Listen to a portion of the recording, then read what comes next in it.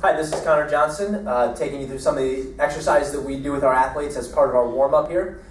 One of the first things that we do once we finish all of our soft tissue work with our athletes is to go through some stationary movements that kind of replicate the movements they have to be able to do either out in the field or out on the court. So one of the first things that we want them to be able to do is to be able to lower their center of gravity down. And so we'll go through a set of squats to do that. We do what we call 4-step squats here. There's 4 steps to them. Brian's going to go through these 4 steps here. The first step is simply just to reach down as you're touching towards your toes. This is a nice good hamstring stretch. Once we've gone there, we'll go to our second step, which is squat down as low as you're able to. Elbows in between the knees, and then raise the hands up. That's our third step. And then we come up to the top. So again, step 1 is the toes. Step 2 is a squat as low as you're able to. Knees are pushed to the outside. Step 3 is hands up. And step 4 is back up.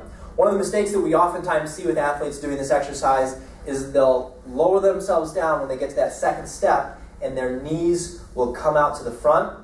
We don't want the knees coming out in front of the toes. So one of the things that we'll do to correct that is we'll sometimes take a cone or even one of our plyo boxes, and we'll just simply put that in front of their toes.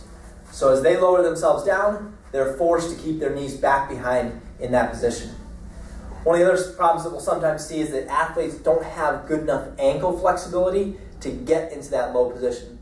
So one of the regular exercises that we do, and one of the things that we encourage all of our athletes to do at home, is to do some ankle mobility on a wall. So for this one, this is a really simple one. We just stand facing the wall, put both hands up on the wall, one foot out in front, and we just rock back and forth so that front knee is touching the wall.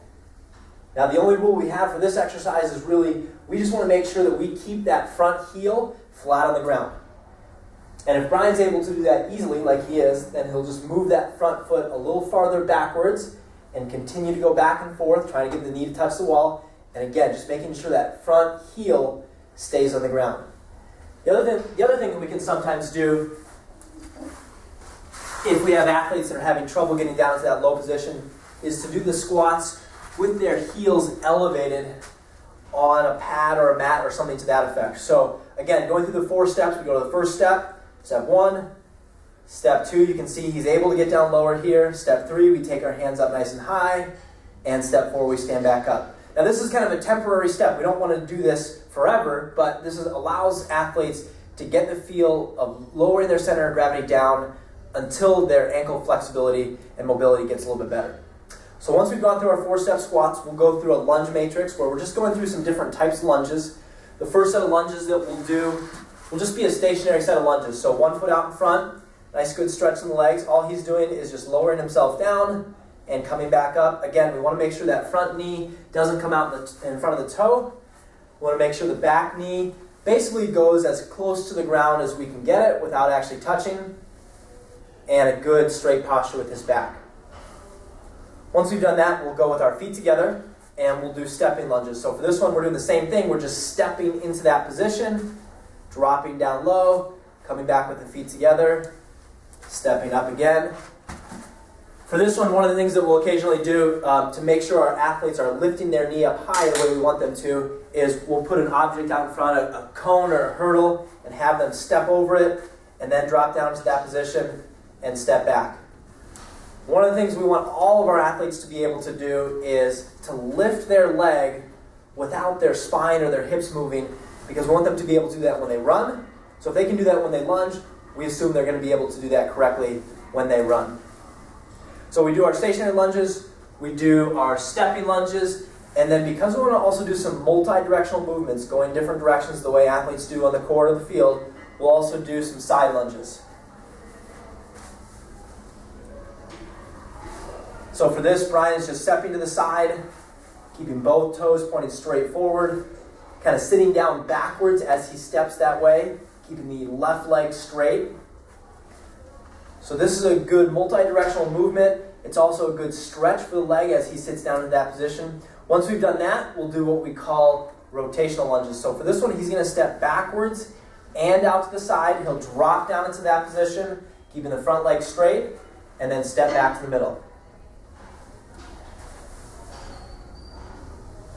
And this is an abbreviated form of our warm-up here, so obviously if he's going through the whole thing, he's going to do both legs. But we usually do about 4 or 5 on each leg and then move on to the next set. It's not really a strength exercise, but we're trying to do as many reps as possible. We're just trying to loosen the muscles up, practice some of the technique, and work on a little bit of flexibility as we go down into those positions. The last thing that we'll do for our stationary movements that we do during our warm-up is to do some what we call single leg reaches. It's a good exercise for balance. It's also a good practice for some of the strength movements we do later on in the workout. So for this, Brian's going to stand on one leg. He'll have that leg just slightly bent, and then he's going to reach out as far as he can in front of him, lifting that back leg up in the air, and then slowly standing back up. What we're trying to create is a straight line from hands to the shoulders, to the hips, to the back of the leg as he goes down into that position. One more time.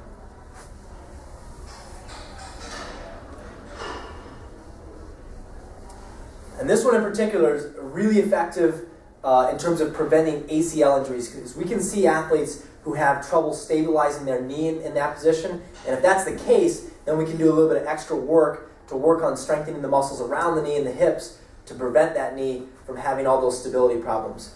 One of the other things that we'll oftentimes see is that athletes will be drastically better on one leg than the other. So we can kind of work on that non-dominant leg and hopefully catch it up to the dominant leg as we go through that as well. Again, this is Connor Johnson with the Desert Speed School. For more information on our Speed School programs, go to desertspeedschool.com.